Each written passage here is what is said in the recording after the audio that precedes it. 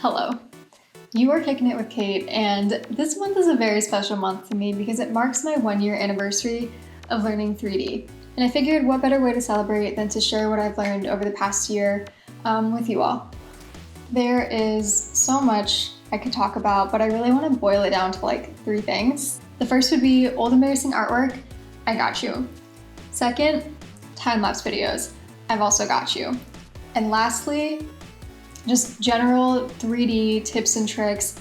I work in Blender. Really, the tips and tricks can be applied to any 3D program. I do want to disclaim that I am 100% a hobbyist 3D artist. I don't primarily do this for work. You know, by trade, I'm a web designer for an agency. Shout out Webstacks. I just enjoy 3D because I feel like it kind of fills a little bit of a gap that I have because I always wanted to be a game designer. And life just didn't work out that way yet, so I feel like this is a good in-between for me at the moment. With that being said, the Gamecube has such a special place in my heart. I'm so glad it's the piece that I chose to work on for my 1-year anniversary of learning 3D. If you're interested in learning a little bit more about the process, you can stick around till the end of the video. I'll show some footage within the Blender file so you can get like a better idea. Or actually, hold on really quick, I'll show you how to make it right now, just one sec.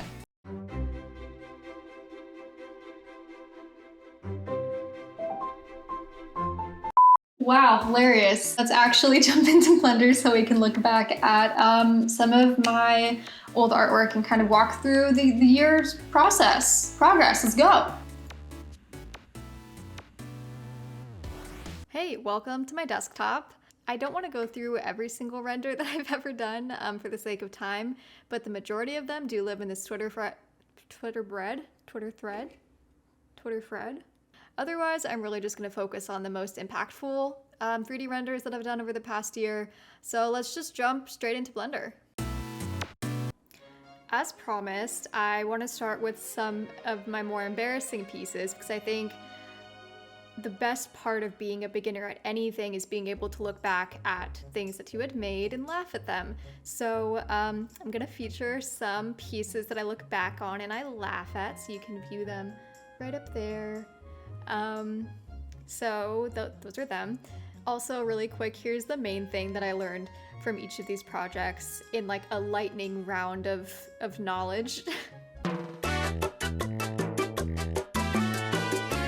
So up here you'll see, I think this was like the second piece I had ever done, and you'll notice that there really isn't like a center.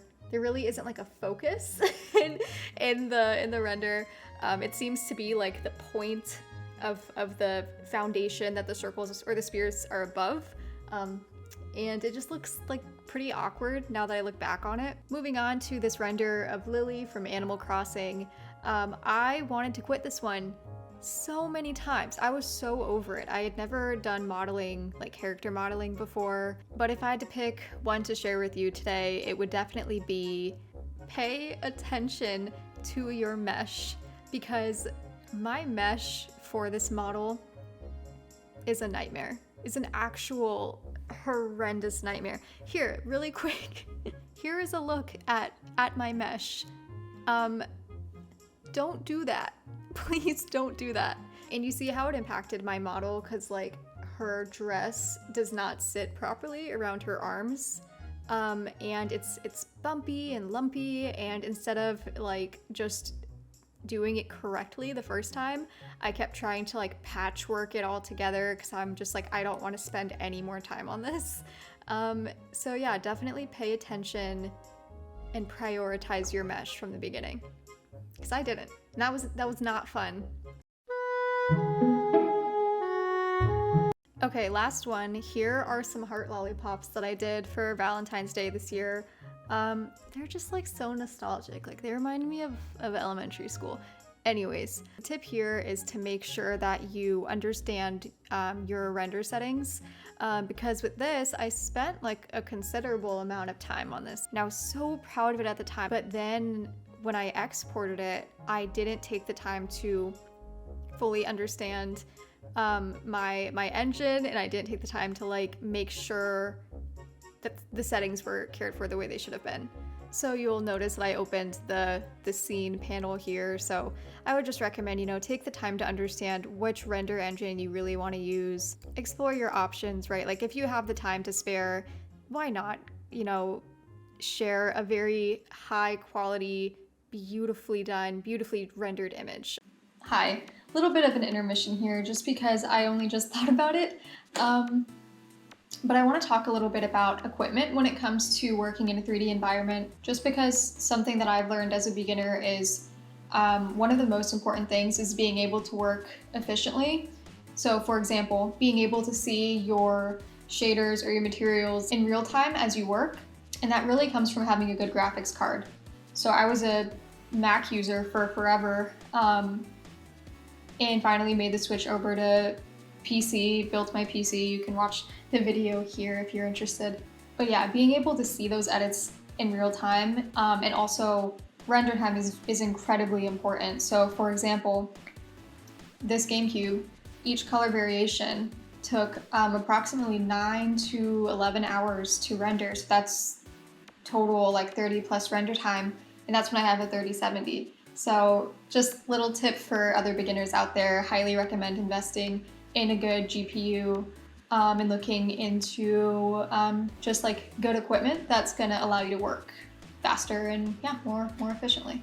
But anyways, enough of that. Back to whatever I was talking about. Of course, I look back at these and I'm just like, oh, I would do so many things differently, which segue into the next part of the video. At about 7 or 8 months into my learning journey, I was like, I wanna remake one of the very first pieces that I did. So being said, I actually screen recorded the entire thing. So let's enter time-lapse mode and let's get started.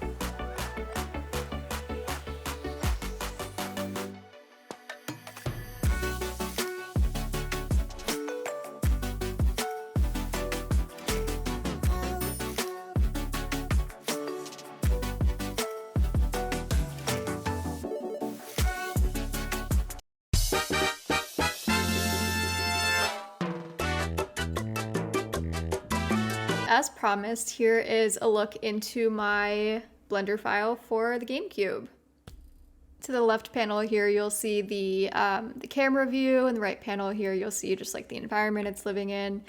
I don't want to get too in depth here because I feel like it really could be a whole video on its own. I mean, in honesty, like this GameCube took me, God, probably like 30 hours over the span of like 3 months of just kind of working on it on and off. But yeah, I'm really pleased with how, honestly, just everything turned out. The lighting especially, because initially I just wanted to do a pretty simple like top-down spotlight, kind of just pointed, you know, at it. But instead I went with like a more complex light scene, as you can see here. So I don't know, as you like play it, you'll see, I don't know, I really like this accent light and this little accent light. I just feel like it's the little things that really pull it together. Though, tip, you really do want to keep your light sources to a minimum if you can in Blender, just because with light sources, your render time, it just becomes astronomical. Plus, it's good practice in 3D to keep the lights to a minimum anyways. But yeah, I feel good with the lighting setup here. Also, this was the first project where I got so granular with the details. So like you'll notice with the memory cards, I paid very close attention to make sure like even the little ridges are there, or the little stands are there. Even the numbered, like to show which input of the controller, and then even like the handle. I didn't use exact measurements, but I did, 1 second. Oh God, I gotta take this off.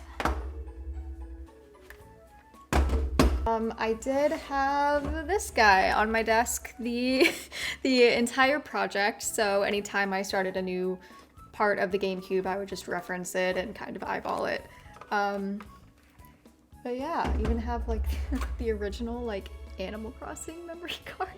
Also, it's in the Pokemon XD skin if anyone cares. I spent so much of my childhood playing games like Skies of Arcadia, Pikmin, Sonic Adventures 2, which I spent way too much time raising a Chow, or like Tales of Symphonia, of course. But yeah, it's nostalgic to me, and it is a reminder of why I am doing this in the first place.